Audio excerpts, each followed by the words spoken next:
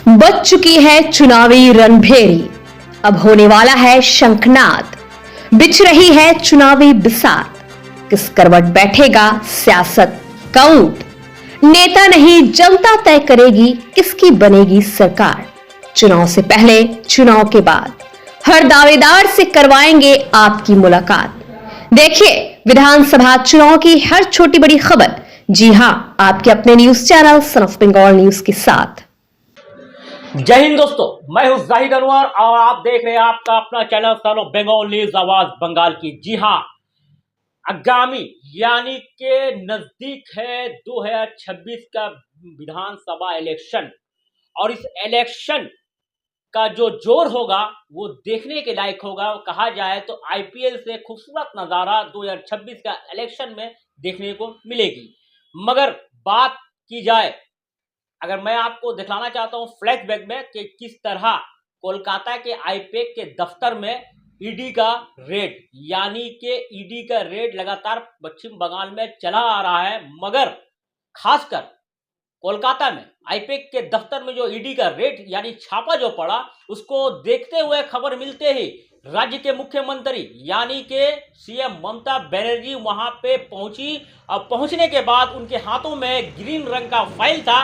वो फाइल किस चीज का था, किस मुद्दे का था, मैं वो तो आपसे बातचीत करूंगा। मगर आज राजनीति यानी कि ईडी पर जो छापा हुआ है माने आईपैक का दफ्तर पे, उसको देखते हुए आज हम भाजपा पे बात करेंगे, भाजपा के यानी कि रानीगंज के कन्वेनर दिनेश सोनी जी से। चलिए अब सीधा बात करते हैं, जुड़ जाते हैं उनसे और चर्चा करेंगे ईडी के साथ साथ रानीगंज के जो विधानसभा इलेक्शन उसके बारे में भी। Sir, son of Bengal news में आपका स्वागत है। बहुत बहुत धन्यवाद जाहिद भाई, और आपके सन ऑफ बंगाल के सभी जितने भी दर्शक हैं उनको बहुत बहुत नववर्ष की शुभकामनाएं।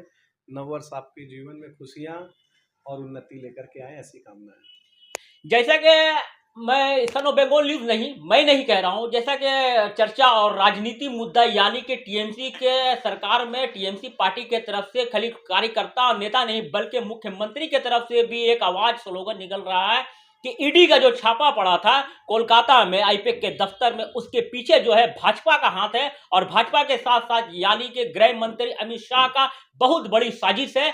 और उन्होंने साफ लफ्जों में कहा था कि ईडी का जो छापा है ये टीएमसी को परेशान करने वाला काम है, यानी कि ममता बनर्जी ने सीधा वार किया था अमित शाह पर और खासकर भाजपा पे कि ईडी का जो छापा है वो भाजपा करा रही है। जाहिद भाई देखिए, पूरे पश्चिम बंगाल में नहीं पूरे देश ने वो नज़ारा उस दिन देखा कि आज तक के इतिहास में किसी भी मुख्यमंत्री को इस तरह से करते नहीं देखा गया। हमारे भारत में जो है फिल्में बहुत लोकप्रिय हैं, यहाँ लोग हॉलीवुड और बॉलीवुड की फिल्मों को बड़े चाव से देखते हैं। और आज तक हम लोगों ने होश संभालने के बाद मैंने या किसी ने भी हॉलीवुड या बॉलीवुड की मूवी में भी ऐसा नहीं देखा कि एक राष्ट्रीय की जो है एजेंसी अगर किसी प्रदेश में जा कर के रेड करती है तो वहाँ का मुख्यमंत्री दौड़ करके, मतलब जनता के द्वारा चुना हुआ मुख्यमंत्री, अपने सारे काम को छोड़ करके उस रेड में किसी फाइल को बचाने के लिए जाती हैं। ऐसा इतिहास में हम लोगों ने नहीं देखा। ना ही काल्पनिक की सारी सीमाएं लांघ करके पिक्चरें बनाई जाती हैं, लेकिन ना ही हम लोगों ने किसी मूवी में या बॉलीवुड या हॉलीवुड में ऐसा देखा। तो ये दृश्य जो है नहीं कहना चाहिए, मगर पश्चिम बंगाल को शर्मसार करता है। जैसा कि इन्होंने कहा है कि मैंने बॉलीवुड हॉलीवुड यानी फिल्मों में ये नहीं देखा कि एक ईडी का छापा और वहां पे उपस्थित हुई सीएम ममता बनर्जी। जी हाँ, सही सुना आपने। इन्होंने यानी कि भाजपा के जो नेता है दिनेश सोनी जी ने ये कहा है कि ये कभी हम लोग नहीं देखे जीवन में कि जब ईडी का रेड पड़ रहा है वहां पर उपस्थित खास तौर पे हो रही है ममता बनर्जी एक सीएम होकर। मगर सवाल ये भी उठता है कि सर, बार बार टीएमसी द्वारा और मुख्यमंत्री ने खुद प्रेस कॉन्फ्रेंस के दौरान कहा था कि ईडी का जो छापा है ये अमित शाह के द्वारा यानी भाजपा के द्वारा की गई है। ईडी जो है परेशान करे अमित शाह को, उन्होंने वार करते हुए कहा था कि उन्होंने शैतान वाला काम किया है जिससे पूरा हिंदुस्तान नहीं संभल पा रहा है। वो बंगाल पे अपना नजर को डाल रहे हैं और सिर्फ टीएमसी को परेशान करने के लिए ये सब साजिशें की जा रही है। जाहिद भाई, आप एक बात बताइए, ये आपका स्टूडियो है, अगर इस स्टूडियो पे किसी बाहरी देश की एजेंसी या बाहरी देश की पुलिस अगर आकर के रेड मारती है तो आपको कैसा लगेगा? आप इसका जवाब दीजिए। आपको अच्छा लगेगा? नहीं अच्छा लगेगा कि एक बाहरी देश की एजेंसी अगर आप पर रेड मारती है यहाँ ऑफिस में।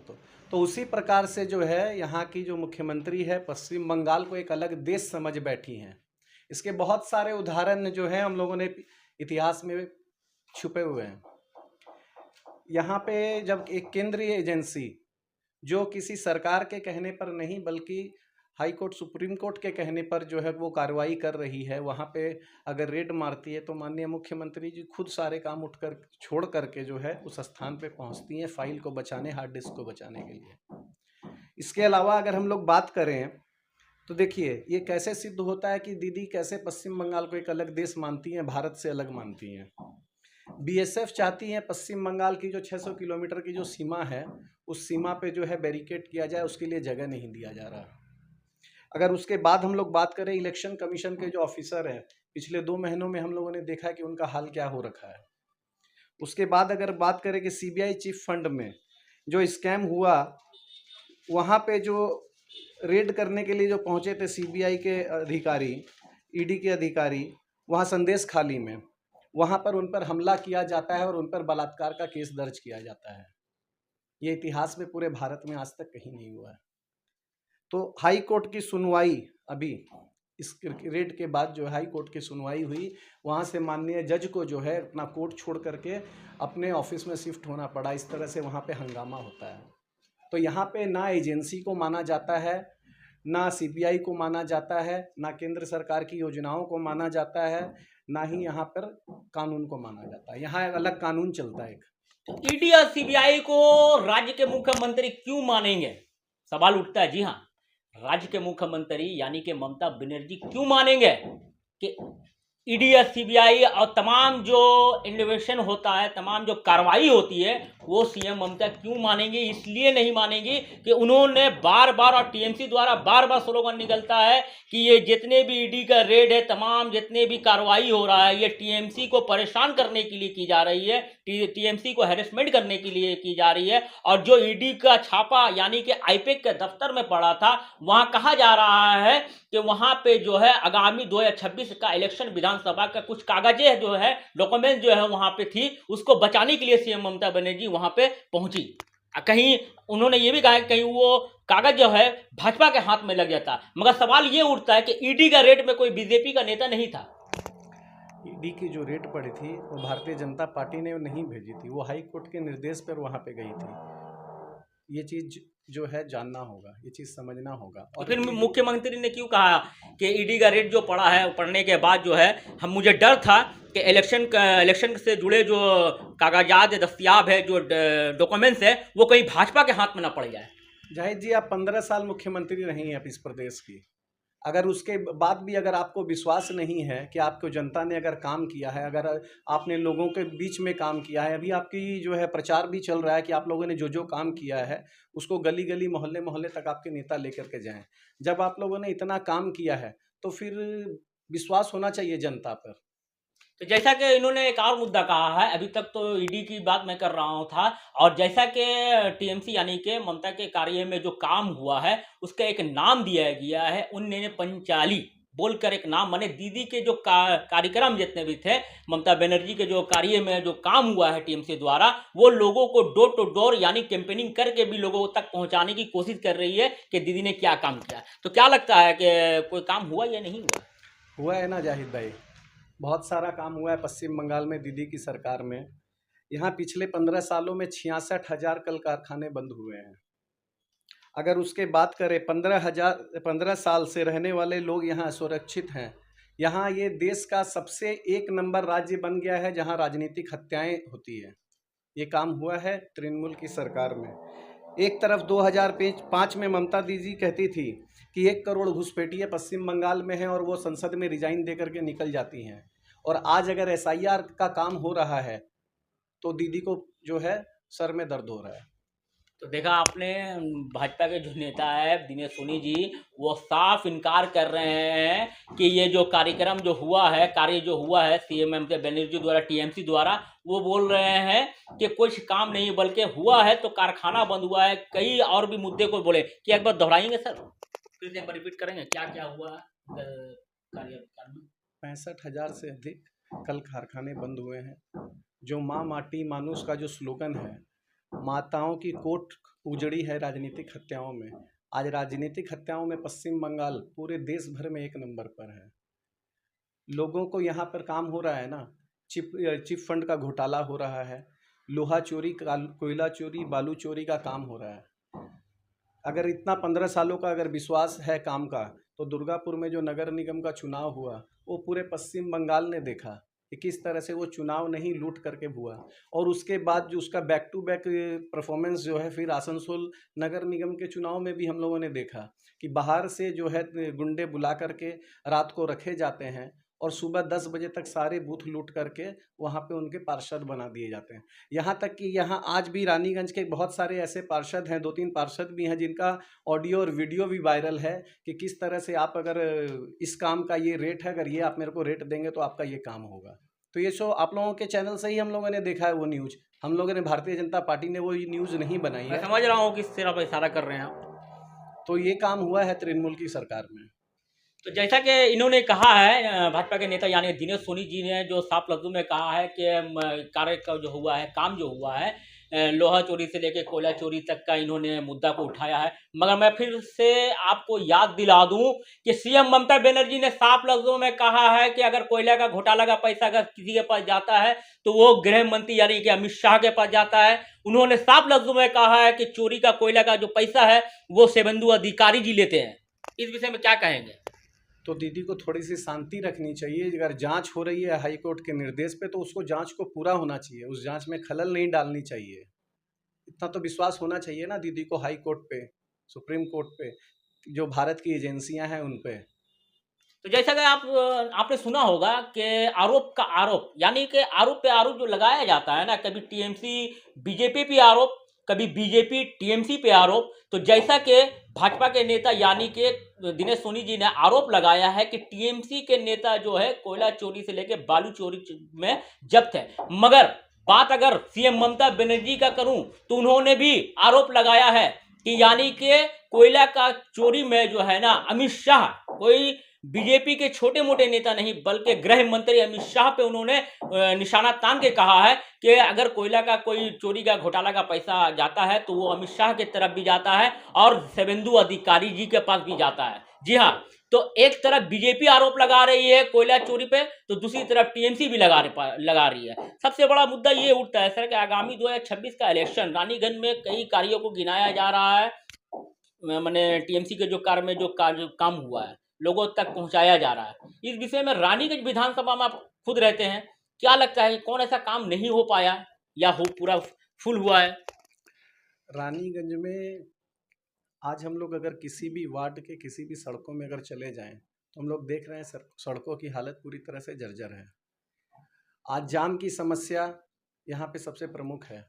पानी की समस्या, बहुत से वार्डों में पानी नहीं आ रहा। आप ही के इसी वार्ड में जो है एक राहगीरों के लिए एक बिल्डिंग बनाई गई, लेकिन आज तक उस पर ताला जड़ा हुआ है। तो बहुत सारे काम पेन पेपर में और बोलने में हो रहे हैं, लेकिन काम अगर स्तर में कुछ नहीं हो रहे। आज पश्चिम बंगाल में 15 सालों में तृणमूल की सरकार है।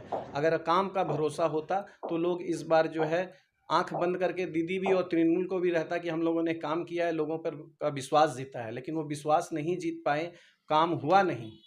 इसलिए उन्हें भी समझ में आ गया कि इस बार जो है हमारे पास 3 महीने का जो है ये रिचार्ज बचा हुआ है। 3 महीने के बाद ये रिचार्ज की सीमा खत्म हो जाएगी और उसके बाद आउटगोइंग बंद है और सिर्फ इनकमिंग का काम होगा, और वह इनकमिंग भारतीय जनता पार्टी की होगी। और ऐसे ही नहीं होगी कि लोगों ने देखा है कि केंद्र की सरकार में क्या क्या काम हुआ है। जाहिद जी, मैं आपको बता देना चाहता हूँ, मोदी जी 11 सालों में 28 देशों ने अब उन्हें अपना सर्वोच्च सम्मान दिया है। ये कोई मामूली बात नहीं है। पूरे भारत के इतिहास में आज तक किसी भी प्रधानमंत्री को इतने देशों ने अपना सर्वोच्च सम्मान नहीं दिया। दूसरा काम, प्रधानमंत्री विदेश में भारत की जो है आज साख सबसे मजबूत करके रखे हैं और किसी से डर के या पीछे रह करके बात नहीं करते, बल्कि आंखों में आंखें डाल करके प्रधानमंत्री बात करते हैं। भारत के जितने भी भारतीय हैं उनका सीना आज गर्व से चौड़ा हुआ है। इसके बाद अगर मार्च 2026 में मोदी जी ने डेडलाइन दिया था कि जब देश में एक भी नक्सली नहीं होगा और नक्सली मुक्त होगा, और वो मार्च 2026 में पूरा भारत जो है नक्सल से मुक्त होगा, हमारा भारत।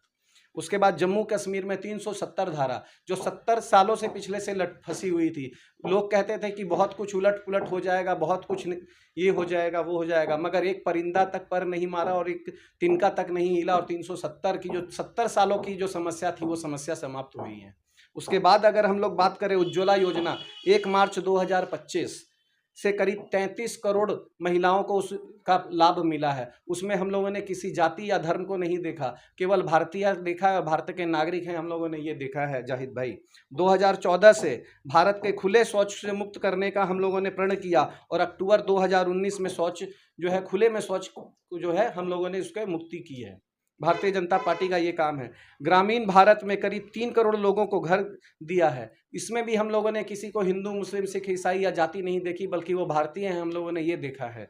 केंद्र की सरकार ने ये देखा है। आज भारत विश्व भर में चौथे नंबर पे सबसे बड़ी अर्थव्यवस्था बनकर के उभरा है। ये गर्व का विषय है पूरे भारतीय जनता पार्टी के लिए ही नहीं, बल्कि पूरे भारत के आम नागरिकों के लिए। तो ये काम देखा है लोगों ने, ये विश्वास दिखा है मोदी जी के सरकार में। और मोदी जी की सरकार जो है और भारतीय जनता पार्टी की जो सरकार है, उनका हम लोगों का एक स्लोगन है कि सबका साथ, सबका विकास और सबका विश्वास। और हम लोग इसी नारे के साथ जो है भारतीय जनता पार्टी आज काम कर रही है। और देश भर में जो है आज अधिकतर राज्यों में भारतीय जनता पार्टी की मजबूत सरकार है। वहाँ पे एक भी करप्शन का चार्ज नहीं है, कहीं भी सांप्रदायिक हिंसा नहीं है।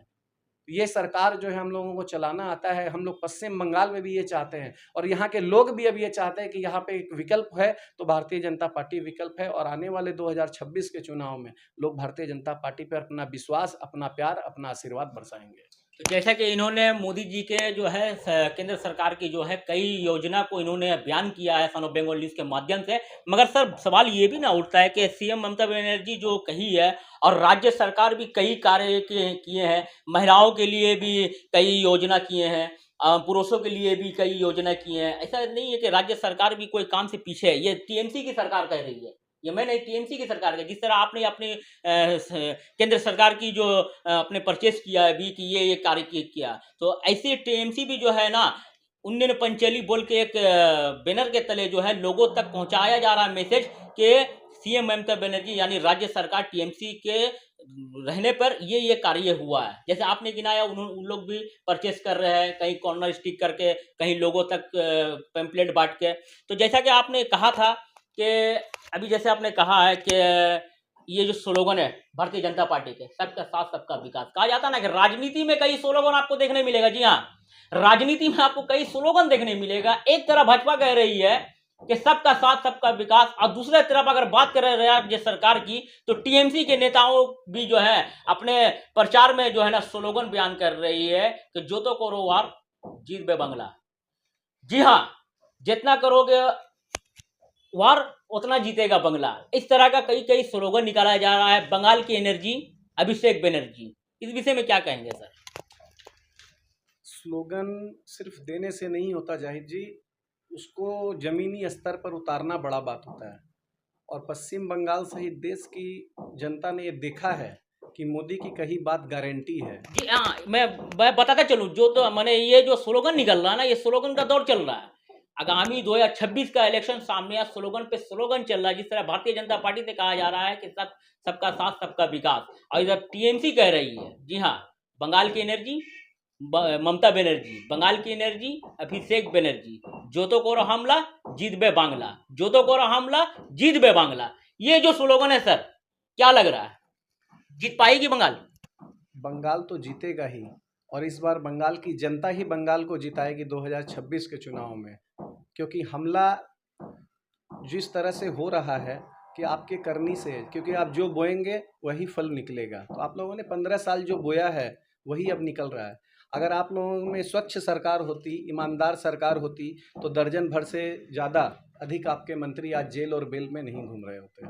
इसीलिए जो है निश्चित रूप से बंगाल की जनता बंगाल को जिताएगी, बंगाल को ही आगे बढ़ाएगी और 2026 में इसका पूरा नज़ारा देखने को मिलेगा। मैंने कहा ना जाहिद भाई, 3 महीने का ये रिचार्ज बचा हुआ है और जब रिचार्ज ख़त्म होता है फ़ोन में, तो हम लोगों ने देखा है पहले जब इनकमिंग नहीं होती थी तो लोग परेशान होते थे कि हमारा रिचार्ज ख़त्म होने वाला है।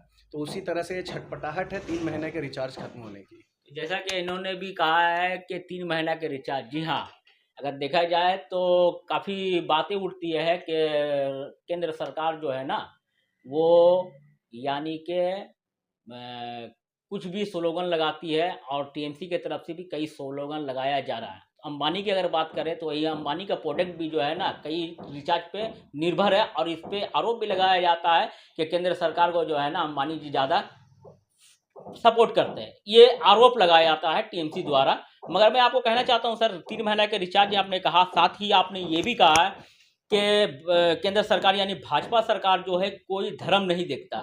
मगर का बात अगर की जाए कि कई तरह से खाली टीएमसी नहीं बल्कि और अन्य दल भी जो है ना ये आरोप लगाता है कि भाजपा सरकार जो है ना वो सिर्फ जाति भेद पे निर्भर है और जाति भेद पे जो है ना अपना सपना को साकार करने की कोशिश करता है और इलेक्शन कराता है। इस तरह का कई सवाल उठता है। राजनीतिक दलों का काम है सवाल उठाना, और यहाँ पे और कुछ मुद्दा है नहीं दीदी के पास कि विकास की बात करें, यहाँ के लोगों को किस तरह से अच्छा रोजगार दें उस पर बात करें। तो भारतीय जनता पार्टी को सिर्फ इस तरह से डराना, यहाँ के मुसलमानों को डराना कि भारतीय जनता पार्टी अगर आएगी तो आपका ये हानि है वो हानि है। लेकिन हम लोगों ने देखिए, हम लोग देख रहे हैं आज हम लोग शिक्षित हैं, लोग पढ़ लिख रहे हैं, लोगों का दिमाग खुला है, दिल बड़ा हो रहा है। आज अगर हम लोग पश्चिम बंगाल के अगर बाहर जाएं, अन्य बहुत से प्रदेशों में भारतीय जनता पार्टी की सरकारें हैं, वहाँ भी सभी संप्रदाय के लोग रहते हैं, लेकिन वहाँ पे सुख शांति और समृद्धि से रहते हैं। वहाँ पे किसी भी तरह की सांप्रदायिक दंगा आज नहीं है, किसी तरह का काम गलत नहीं हो रहा है। तो आज हम लोग उत्तर प्रदेश चले जाएं, हम लोग महाराष्ट्र चले जाएं, हम लोग राजस्थान चले जाएं, हम लोग गुजरात चले जाएं, भरे पड़े हैं, हमारे दिल्ली चले जाएं, प्रदेश जहां भारतीय जनता पार्टी की सरकार है, वो लोग सभी एक साथ मिलकर के काम कर रहे हैं। अगर भारतीय जनता पार्टी को अगर ऐसा करना होता तो आज भारतीय जनता पार्टी चेहरे देख करके काम देती। मैंने अभी ही आपको आंकड़ा बताया जाहिद जी कि जो है उज्ज्वला योजना की बात करें, जो बहनें जो माताएं जिस तरह से पुराने चूल्हों में धुएं से आंखों में आंसुओं लेकर के जलन लेकर के पहले खाना बनाती थी, और अब जो गैस का सिलेंडर उन्हें दिया गया उज्ज्वला योजना के तहत, वो हिंदू मुसलमान सिख ईसाई देख करके नहीं दिया गया, वो भारतीय माँ और बहनें देख करके दिया गया है। जनधन योजनाएं की अगर हम लोग बात करें, अगर आज भी हम लोग बैंक में चले जाएं तो देखिए सबसे ज़्यादा जो है लाइन अगर लगती है तो सभी की लगती है, उसमें भी जो है हिंदू मुस्लिम सिख ईसाई नहीं देखा गया है। देखिए जैसा कि इन्होंने कहा, ये क्लियर कर रहे हैं कि भारतीय जनता पार्टी जो है ना वो किसी समुदाय के लोगों को देखकर काम नहीं करते, चाहे वो हिंदू हो, चाहे वो मुसलमान हो, चाहे वो सिख हो, चाहे वो ईसाई हो। जी हाँ, मगर फिर मैं सवाल उठाता हूँ आज का जो खास विषय है राजनीति मुद्दा पे, कि कहा जाता है ना कि बदलती दुनिया बदलते इंसान देखे, राजनीति में हमने कई चमत्कार देखे। कहा जाता है ये भी कि एक सिक्के के 2 पहलू होते हैं। जैसा कि भारतीय जनता पार्टी के कन्वेनर रानीगंज इंचार्ज के दिनेश सोनी जी ने कहा है कि भाजपा जो है कभी जाति भेद को नहीं देखता है, कोई हिंदू मुसलमान नहीं, सबको एक बराबर देखता है। मगर टीएमसी द्वारा ये स्लोगन भी लगाया जाता है कि बीजेपी जो है ना वो धर्म के आड़ पे राजनीति करते हैं। जी हाँ, सही सुना आपने, धर्म के नाम पे राजनीति करते हैं। जिन्होंने जिसे दिनेश सोनी जी ने आज अभी क्लियर कर रहे हैं वो चीज़ को कि बीजेपी जो है कोई धर्म को देखकर नहीं बल्कि तमाम समुदाय के लोगों को वो अपना प्रकल्प जो होता है, कार्य जो होता है वो लोगों तक पहुंचाने की कोशिश करी। इन्होंने कई कार्यों को गिनाया भी। मगर मैं फिर कहना चाहता हूं कि एक सिक्के के 2 पहलू होते हैं। मैं फिर कहना चाहता हूं कि बदलती दुनिया बदलते इंसान देखे, राजनीति में हमने कई चमत्कार देखे। उसी भाजपा के जी हाँ, उसी भाजपा के नेता दिनेश सोनी जी ने कहा है कि भाजपा जो है धर्म के आड़ पे राजनीति नहीं करती, बल्कि हर एक धर्म के लोगों को सहयोग करता है, हर एक धर्म के लोगों को जहां तक केंद्र सरकार का लाभ योजना वहां तक पहुंचाने की कोशिश करती है। मगर बात अगर अर्जुन सिंह की किया जाए सर, कि जैसा कि उन्होंने एक स्पीच के द्वारा कहा था, वो स्पीच मेरे पास है, मैं आपको सुना दूंगा कि जैसा अर्जुन सिंह भाजपा के जो नेता उन्होंने कहा था, शत्रुघ्न सिन्हा यानी कि टीएमसी के जो एमपी है उन पे वो कड़ा वार करके कहा था कि जिसका घर का नाम रामायण हो, जिसका भाई का नाम शत्रु रामायण राम लक्ष्मण हो, उसकी बेटी जो है मुसलमान के साथ शादी कर लिए, ऐसे लोगों को हम लोग बाइकआउट करते हैं। इस विषय में क्या कहेंगे सर? जाहिद जी, ये अर्जुन सिंह का जो आपने बयान बता रहा है वो निश्चित रूप से भारतीय जनता पार्टी के ही सदस्य हैं, कार्यकर्ता हैं, लेकिन ये किसी का व्यक्तिगत मत हो सकता है।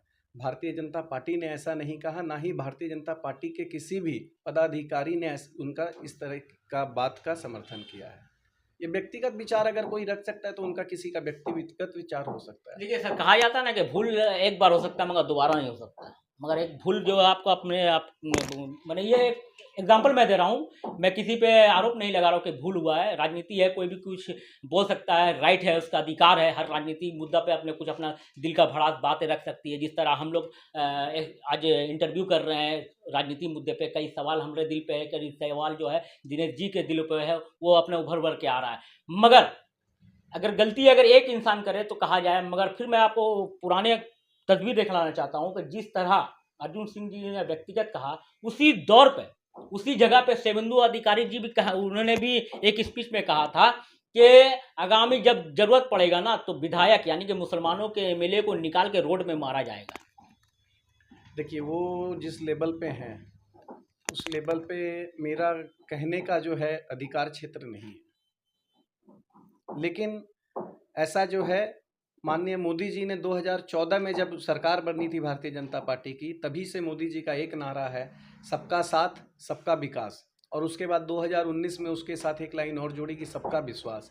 और केंद्र की सरकार और भारतीय जनता पार्टी आज जब से केंद्र में आई है 2014 से इसी नारे के साथ काम कर रही है कि सबका साथ सबका विकास और सबका विश्वास, और ये जनता तक पहुंचा है, जनता ने इसे माना है, और इसी को हम लोग लक्ष्य को बना करके भारतीय जनता पार्टी काम कर रही है। तो इस बार सर क्या लग रहा है कि बंगाल का जो रुझान है, बंगाल का जो आबो हवा है, जिस तरह देखने को मिल रहा है रानीगंज विधानसभा में और पूरे बंगाल में, जनता क्यों भाजपा को चुनेगी, टीएमसी सरकार? और काफी दिनों से यानी कि काफी सालों से, 5 साल नहीं कई सालों से जो है ना टीएमसी बंगाल पर राज कर रही है, और अचानक बीजेपी ये उम्मीद कर रही है, ये सपना जो है ना हर किसी को देखने का अधिकार है। जी हाँ, सपना जो है ना हर किसी को देखने का अधिकार है, मगर ये जो भाजपा सपना देख रही है कि बंगाल में हम लोग फिर से फुल बहुमत में आ रहे हैं और बीजेपी के सरकार को उखाड़ फेंकेंगे।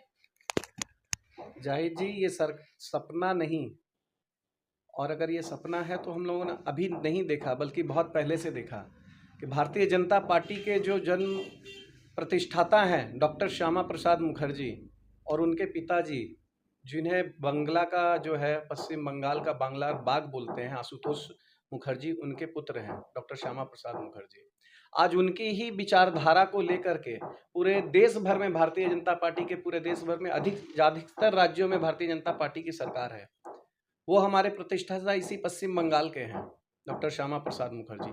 आज हम इस जो पश्चिम बंगाल में अगर हम लोग बैठे हैं तो ये भी दिन डॉक्टर श्यामा प्रसाद मुखर्जी जी की ही है कि जब सन 47 में भारत पंजाब को तोड़ करके पाकिस्तान बना था, और तो उस समय जो है हमारे पश्चिम बंगाल को भी हम लोगों का हिस्सा भी जो है बांग्लादेश में जाने वाला था। उसको आज रोकने वाला अगर कोई शख्स था तो वो डॉक्टर श्यामा प्रसाद मुखर्जी थे। आज भारत में अगर पंजाब अगर बचा हुआ है तो वो जो है डॉक्टर श्यामा प्रसाद मुखर्जी की देन है। आज अगर भारत में जम्मू कश्मीर बचा हुआ है तो वो देन भी डॉक्टर श्यामा प्रसाद मुखर्जी की है। तो ऐसा शेर, ऐसा बाघ, जिनके पिता भी बाघ और उनका पुत्र भी बाघ है, पश्चिम बंगाल के ही हैं, तो क्यों ना हम लोग देखें।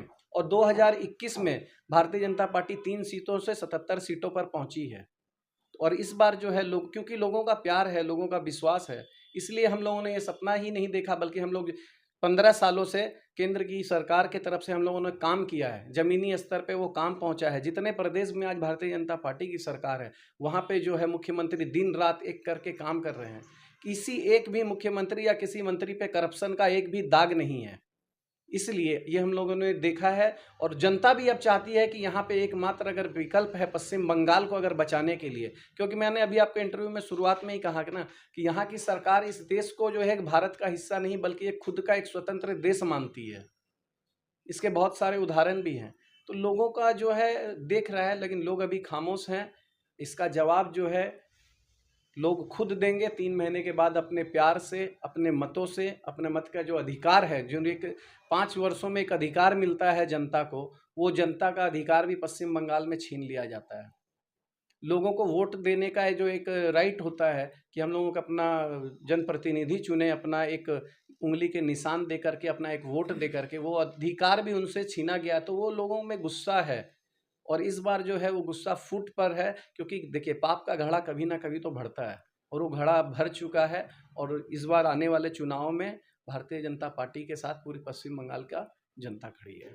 तो जैसा कि आपने भाजपा के नेता दिनेश सोनी जी से आपने पूरा सुना कि उन्होंने क्या कहा है, सर एक सवाल और मैं करना चाहता हूँ, लास्ट ये हमारा क्वेश्चन है कि जिस तरह इलेक्शन का आपने दावेदार किया है कि आगामी 2026 का जो विधानसभा इलेक्शन होगा बंगाल में पूरा फुल बहुमत के साथ बीजेपी आ रही है, और जैसा कि एसआईआर का अगर बात करें सर, तो एसआईआर का अगर बात किया जाए तो आप लोगों ने सन ऑफ बंगाल न्यूज़ के माध्यम से देखा होगा कि किस तरह टीएमसी के नेता यानी कि रूपेश यादव जी ने साफ लफ्जों में कहा है कि एसआईआर का जो प्रक्रिया जो की जा रही है, जो अभियान चलाया जा रहा है केंद्र सरकार से, ये लोगों को परेशान करने वाली है। और भाजपा का देन है कि लोग आज लंबे कतार पे खड़े हैं। भाजपा का देन है कि लोग आज एसआईआर से परेशान हो रहे हैं। भाजपा का देन है कि लोग अपने घर का काम छोड़कर फॉर्म फिलअप करवा रहे हैं। दर दर से लोग भटक रहे हैं। इस विषय में सर क्या कहना चाहते हैं? हम लोग जिस घर पे रहते हैं जाहिद जी, हम लोगों को भी अपना जीवन दिनचर्या चलाने के लिए सुबह उठ करके काम करके महिलाओं को घर का जो है राशन, अपना घर का चूल्हा चौका जलाना होता है, उसमें भी जो है मेहनत लगती है।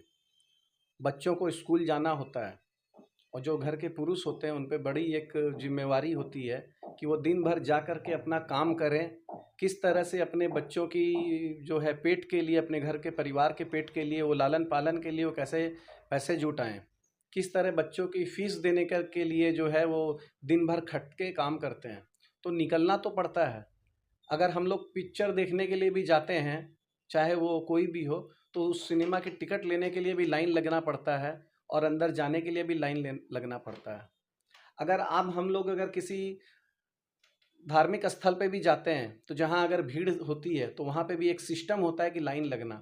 तो ये तो एक विशाल देश है, ये भी हमारा घर है। हमारे घर को सुरक्षित करने के लिए यहाँ पे अगर हम लोगों को थोड़ा सा कष्ट है कि थोड़ा सा अगर हम लोगों को लाइन लगाना है ताकि बाहर के घुसपैठिए ना घुस जाएं। इस प्रदेश में जो रोजगार तो ऐसे ही है ही नहीं, जो थोड़ा बहुत अगर बचा हुआ है वो भी बाहरी लोग आकर करके जो उस पर अतिक्रमण ना कर लें, उसे बचाने के लिए हमें करना पड़ेगा। अगर हम अपने घर की जिम्मेवारियों से पीछे हट जाएंगे कि नहीं मुझे दिन भर अगर 8 घंटा काम नहीं करना, तो आप घर की जिम्मेवारी किसे देंगे?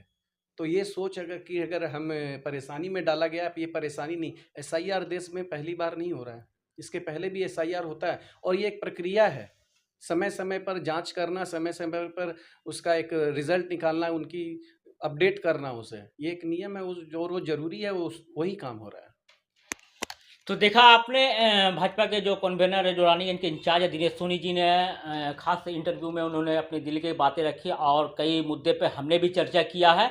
तो फिर बात करेंगे हम। जी हाँ, ये कहानी जो है ना, ये अब जो ये जो एक्सक्लूसिव जो इंटरव्यू का कहानी है, कई राजनीति का जो मुद्दा पे कहानी है, यहाँ तक ख़त्म नहीं होने वाली है। जी हाँ, आज हमारे पास जुड़े हैं भाजपा के नेता यानी दिनेश सोनी जी, और फिर हम कोशिश कर रहे हैं कि टीएमसी के कोई नेता से संपर्क करने की, उनसे भी हम बातचीत करेंगे। ये था बीजेपी के तरफ से इनका पक्ष। अब दूसरी तरफ रुख करेंगे हम लोग टीएमसी का, इस विषय में क्या कहना है, टीएमसी के नेता का क्या कहना है, उनको भी हम इनवाइट करेंगे, उनको भी इस इंटरव्यू में शामिल करने की कोशिश करेंगे, बुलाएंगे और उनसे भी बातचीत करेंगे कि टीएमसी सरकार कहां तक काम कर रही है, बंगाल में टीएमसी सरकार रहेगी या भाजपा की सरकार आएगी। जी हाँ, इसी मुद्दे को लेकर मैं लेता हूं आपसे विदा। फिर मिलेंगे सन ऑफ बंगाल के न्यूज़ के साथ, नए चेहरे नए मुद्दे के साथ। दर्शकों को सर अपना परिचय दे दें। सन ऑफ बंगाल के सभी दर्शकों को बहुत बहुत शुभकामना, बहुत बहुत धन्यवाद। आपको भी बहुत बहुत धन्यवाद, आपके चैनल को जाहिद जी। मेरा नाम Dinesh Soni, Bharatiya Janata party Raniganj Vidhan Sabha convener.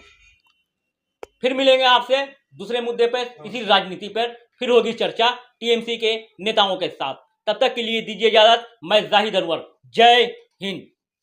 Sun of Bengal के माध्यम से हर खबर आप तक सबसे पहले पहुंचाई जाती है। सन ऑफ बंगाल जहां यूट्यूब, फेसबुक और वेबसाइट हर जगह पे है। हमारे यूट्यूब पे आप देखिए सन ऑफ बंगाल की खबरें। इसके अलावा सब्सक्राइब कीजिए, फेसबुक पे जाइए, फेसबुक पेज को फॉलो कीजिए। इसके अलावा हमारे वेबसाइट पर भी जाकर आप देख सकते हैं हर तरह की खबरें सबसे पहले। जी हाँ, हमारा वेबसाइट है www.sonofbengal.in। धन्यवाद।